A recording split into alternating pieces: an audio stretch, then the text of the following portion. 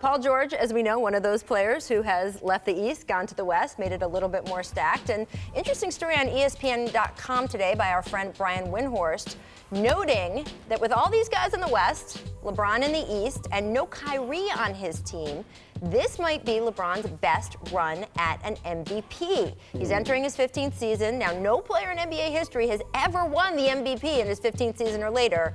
Jordan did win it when he was 35, but he hadn't played as many seasons as LeBron at that point. LeBron turns 33 this year. Look, we've seen on a team with two stars, it is hard for one of those guys to win the MVP.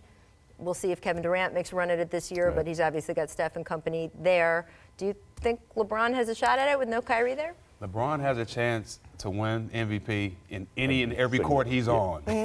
Whether it's pickup, LA Fitness, NBA, he has a chance. Well, we know he's good enough. I think the question more is, hey, what kind of effort do you think he's going to decide to put into the regular season, and not in the way we were just talking about with Andrew Wiggins, in the, hey, I got to mete out how much of me is going to be spent in the regular season versus the playoffs. And typically he's pulled back on the regular season. Well, if Karl Malone can do it, he can. Yeah. Right? But one thing about LeBron, he gets stronger during the season. Like, he wants to play. Like, he's going to dominate. He dominates every year. He averaged a triple-double in the finals. Yeah. So this guy's going to be close to winning MVP. What you think? It's a matter of how much he values the MVP. Right. Because if he goes into the season thinking that I'm going to get me an MVP, because then he can do it. It never works that way. It doesn't work that way. And if you consider all the things he has to go through this season, when he gets Isaiah Thomas back and that team sort of reorganizing itself, he's not going to be worried about his numbers or keeping up in the MVP race.